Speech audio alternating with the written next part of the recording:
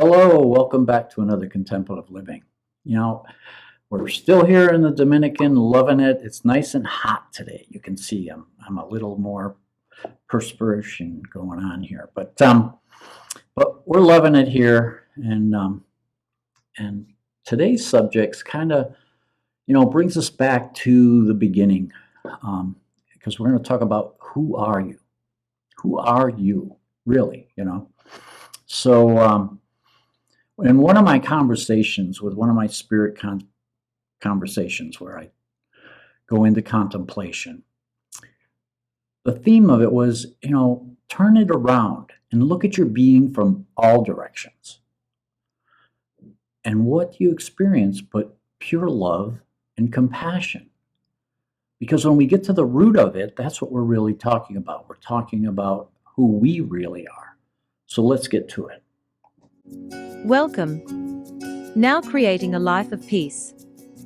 This is Contemplative Living with David Bennett. Contemplations and reflections to help with spiritual living. This podcast is made possible by dharmatalks.com.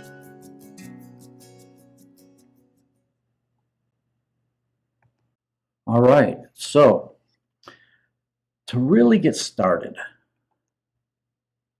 we need to examine, who are you? Who are you indeed? Is there something deeper that defines us? That's kind of the question. And it's a question that has puzzled philosophers and thinkers for centuries, yet one that remains unanswered. So perhaps we are shaped by our relationships. We form those with others, and by the connections that we make and the impact that we have on those around us. Or is it our passions, our interests that truly define who we are, shaping our beliefs and guiding our actions? But then again, could it be something more intangible, a sense of purpose, our destiny that drives us forward? That push that we feel. We can't explain it, can't touch it, but it pushes us to seek out new challenges and opportunities. So, where is the threshold of your being? That's the next question, right? The threshold of your being may be found in those moments when you feel most alive, when your heart beats with passion and purpose, when your mind is clear and focused, and when your spirit soars with joy. I really believe that when we touch on that joy, that inner joy, that's when we're closest to who we really are. And it's in those moments that you really, truly connect with the essence, your inner essence, your higher divine self, and without any labels, without any expectations. But the threshold can also be found in times of struggle and pain, where you're pushed to the limits and forced to confront your deepest fears and your insecurities. These challenges test not only our strength, but also reveal our hidden depths. Those depths within us that you never knew existed until you were challenged. So, where is the threshold of your being? Again, the question. Perhaps it lies somewhere between vulnerability and resilience, between doubt and faith, between darkness and light. Only by exploring these extremes can we truly understand the complexity of our own existence. So our ignorance keeps us believing that we're absolute separate individuals. We come from that oneness. We're brought into this physical life, and we're suddenly doing a dance that, we feel like, we're these separate individuals that are striving through life. We have to carve our way through life. That used to be my philosophy. You have to, cut your swath through life. Well, That is farthest from the truth. But it's our own ignorance that keeps us believing that we're separate individuals. There's an interconnectedness that we are all a part of. But again, who are we? Do we know that? Is that a part of our reality? Because when we believe that we're separate individuals, then we don't see humanity in a whole as something that we can contribute to, something that we can get behind, we can help, we can move forward. So, am I my job, my family, or a conglomerate of all of those personas? From childhood, we start to develop these personas that we want somebody to believe that we're smart, that we're strong, that we're capable, right? Well, we're all of those things, but we have to forge these personas so that other people believe it. At least that's what we think, because we're thinking we're separate individuals. Again, farthest from the truth. When we let go and just be authentic, that's when people can really sense who we really are. And yes, there are times that we are going to be strong. There's times that we're going to be weak. But when we're authentic, people can see the true being, who we really are. And so we can let those personas go and just be ourselves. So let's be the pillar with humanity's madness swirling around us.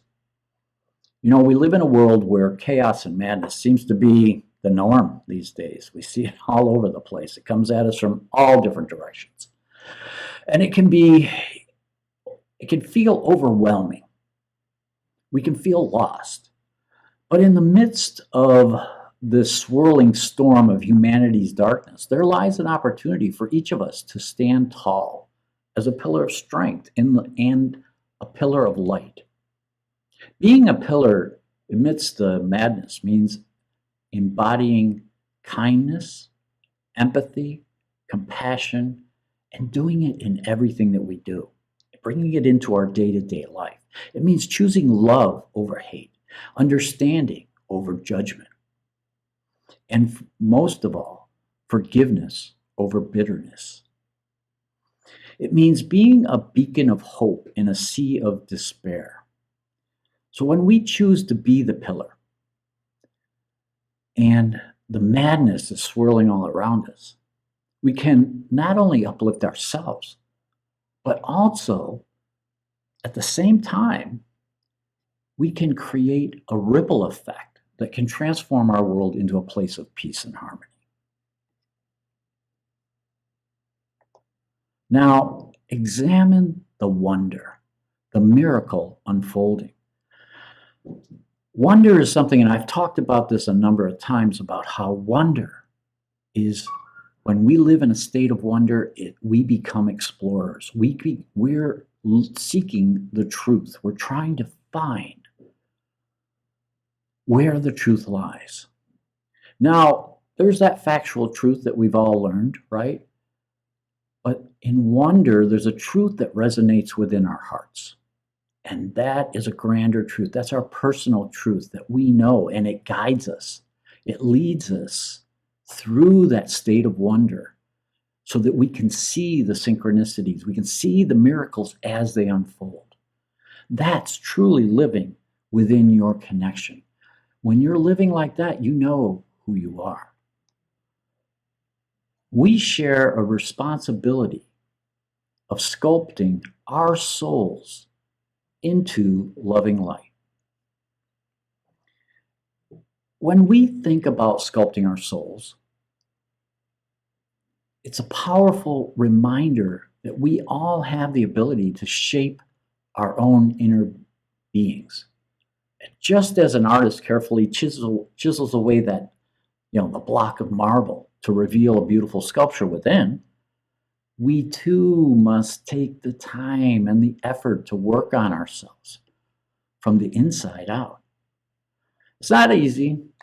It's definitely not easy, and most of the time uncomfortable to confront our flaws and our imperfections, but through self-reflection and personal growth, we can transform ourselves into these radiant beings that we wish to be, that we want to be.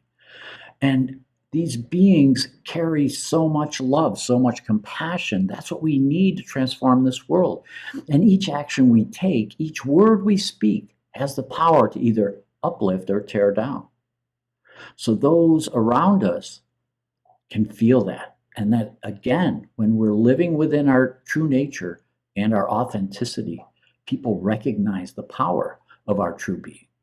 And by choosing kindness over cruelty, understanding over judgment, and forgiveness over resentment, we contribute to the collective consciousness of humanity. We're helping our world evolve. So, in this journey, we want to evolve into a more loving, light-filled person.